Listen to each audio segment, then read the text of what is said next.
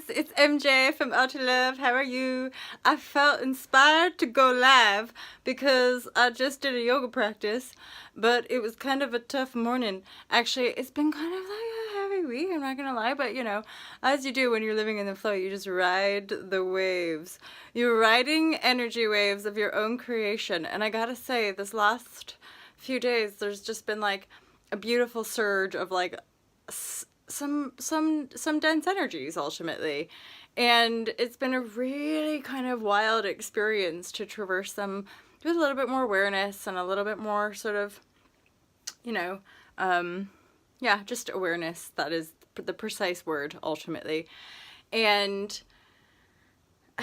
this sort of feeling of relentlessness and knowing that this is what cycles are and this is what waves are, you know, when you're really living merged with your broader self, the waves of energy really do hit your experience, and ultimately all we learn to do is to ride them out with a little bit more grace and ease and not resisting the downturns. And in a way, that's sort of how we get trapped in, I would say, the rat race is we sort of end up chasing our tails, don't we? We're like chasing the illusion of ourselves being something out there in the future, right? Or we're trudging through the energies of our past ultimately. And you know, I would say partly the karmic backlog is certainly, it's just a way to perceive emotional density when it moves through you. And a lot of times we are experiencing our kind of past aspects, our past selves. And at the same time, when we get too caught up in the rat race, it's like we're chasing our tails because we're chasing some externalized goal rather than where the goal really is, which is in the present moment in ourselves. And the more I do endeavor this living in the presence, life is miraculous, but it doesn't come without its own challenges, because the awareness of your broader energy field also, and this is where Star Wars keeps coming in, because I'm realizing ultimately, like, to endeavor your broader self or your more light-filled self, you do have to continue to traverse deeper darknesses. So, you know, the Jedi must face the darkness in order to become the light. And what happens is that we tap into the power, and the kind of fear of the darkness is what pulls us into it, right?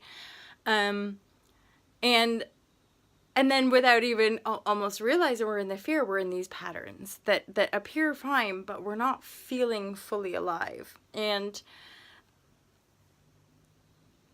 I know on a linear timeline, I definitely feel more alive and exhilarated. However, I cannot say these words without being honest with you. And like, sometimes you're just sitting in the shit. And it's really uncomfortable. And living in these bodies is, in these sort of shifty times, is, to me, really part of our evolution. Really awakening to the power of our aliveness. And so working in a mindful way with others, where we're really kind of honing our emotional awareness.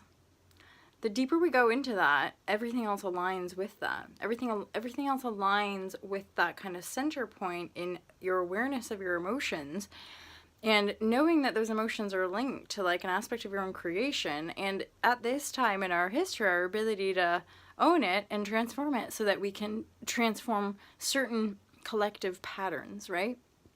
And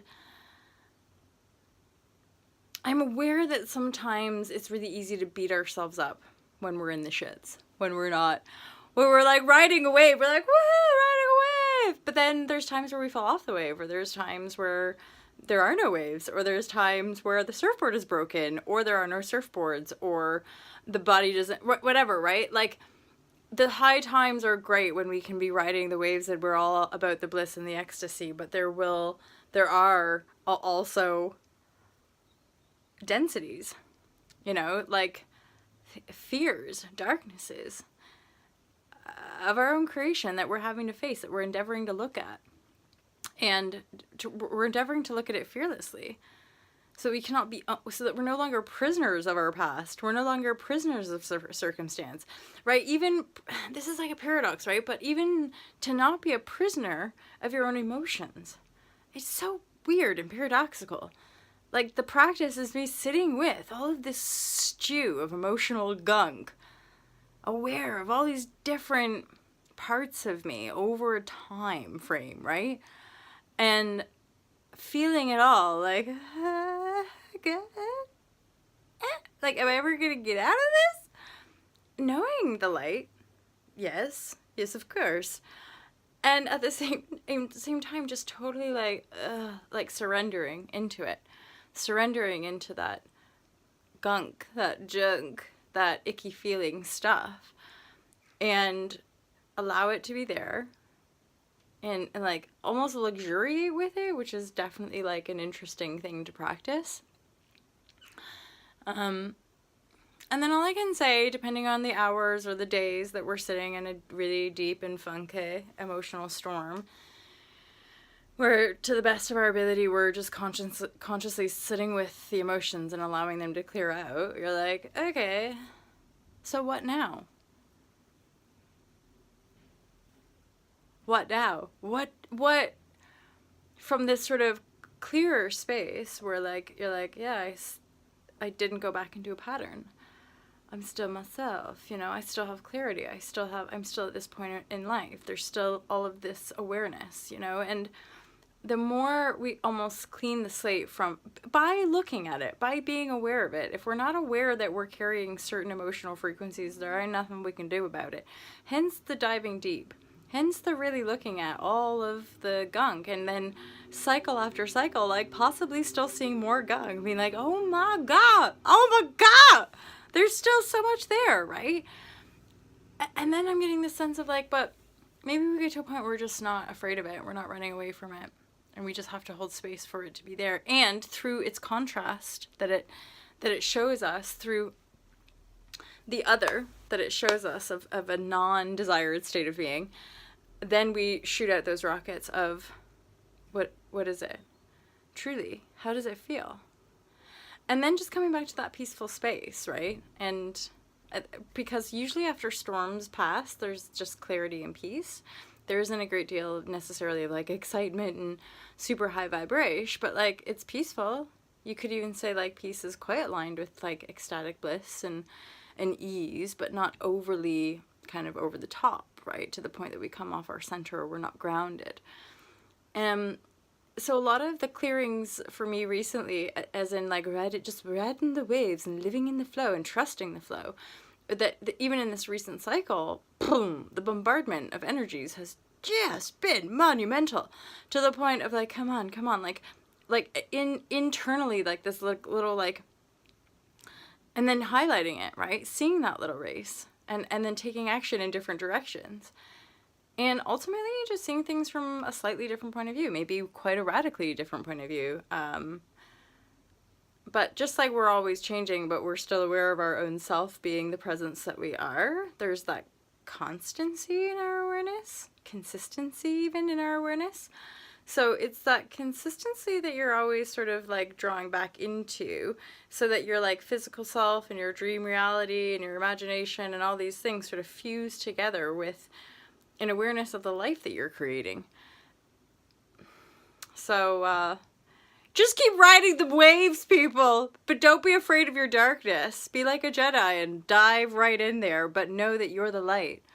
You're the light, perceiving the darkness, no matter how scary it is. You're not gonna become the darkness unless you choose to, which is you choosing to be like, it's so scary. Choosing, it's so scary. instead of being like, Ma, I can see. I can see. I can see through you. I can see through the bullshit. I can see through the lies. You can see when people are not choosing from their heart space. Because really it's like here, feeling hung.